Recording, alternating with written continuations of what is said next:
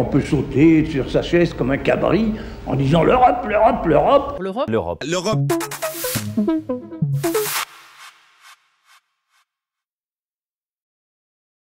Bruxelles est le siège de la plupart des institutions européennes. Les élus y prennent d'importantes décisions pour le bien-être de la population qui seront transcrites dans les lois des pays membres.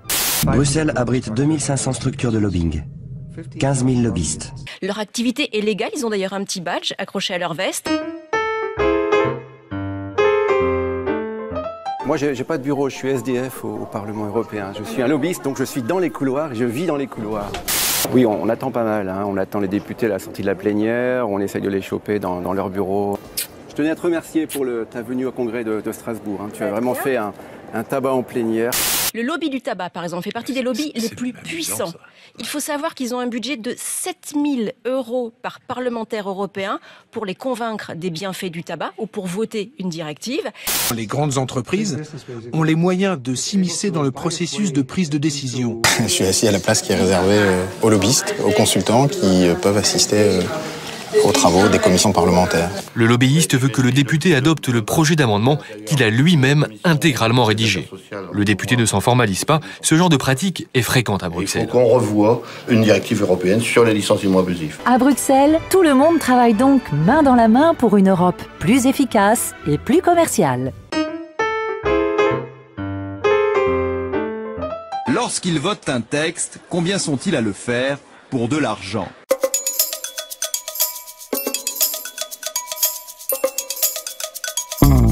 My clients pay me for a year 100,000 euros. That are going to affect our clients, that it would be really useful to put an amendment down. So, and that's something you could probably help us with. Yeah. Okay. So we did your amendment. Yes, thank you very much for doing that. It was really. Un député européen, quand il est à Bruxelles ou à Strasbourg, quand il siège pour l'intérêt général des 500 millions d'Européens, il peut en même temps occuper un emploi privé.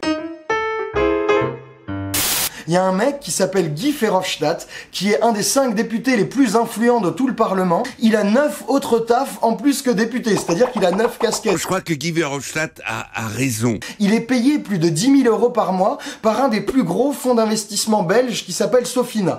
Des députés qui ont un second, un tiers, un quatrième emploi. C'est légal, vous allez sur leur page internet, sur le site du Parlement européen, vous avez votre déclaration d'intérêt. Vous voyez que Rachida Dati, elle gagne 10 000 € par mois pour son cabinet d'avocat.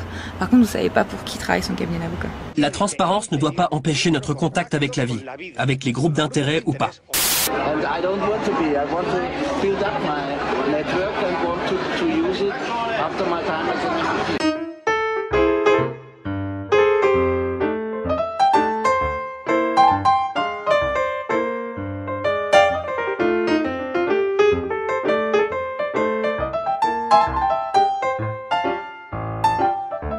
Tu prends n'importe quelle boîte ici de conseil en lobbying, tu peux être sûr qu'à la moitié, c'est des anciens des institutions.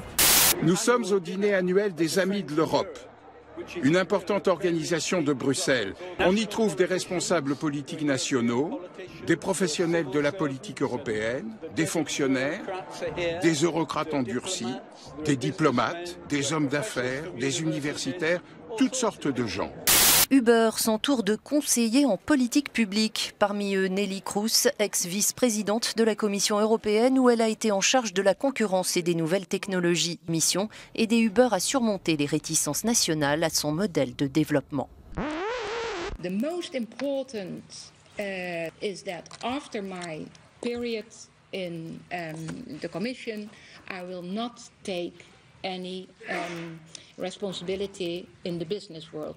Dans la bulle bruxelloise, si on peut dire, tu fais un stage au Parlement, tu vas bosser dans une ONG, puis tu vas aller bosser dans une boîte de conseil en lobbying, et puis après tu vas aller bosser pour une fédération industrielle, et puis après tu vas, je sais pas moi, éventuellement passer le concours de la commission. Enfin, c'est très interchangeable, quoi. Je voudrais pas que ceux qui nous écoutent pensent que c'est une bonne raison pour voter contre l'Europe. Oh, non, faut pas sortir, hein.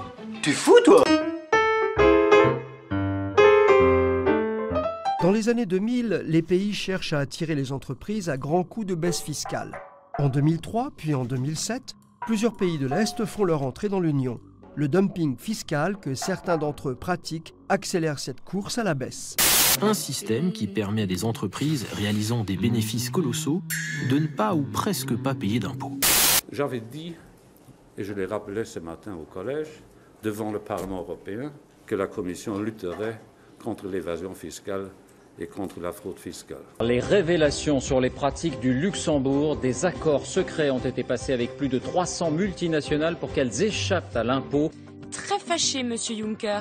C'est bien sous son gouvernement que ces accords ont été conclus avec les multinationales. En 20 ans, la moyenne européenne de l'imposition sur les entreprises a chuté de 12 points, s'établissant à 23%.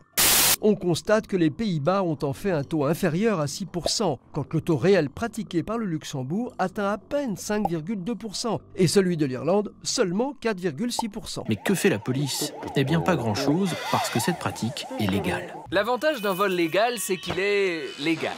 Il ne faut peut-être pas déduire immédiatement et systématiquement que parce qu'il y a un référendum sur l'Europe, les gens rejettent l'Europe.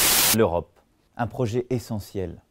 Un projet qui a changé nos vies. Si on se met à genoux, on dit on veut plus d'Europe, on va se retirer, eh ben ça sera pire.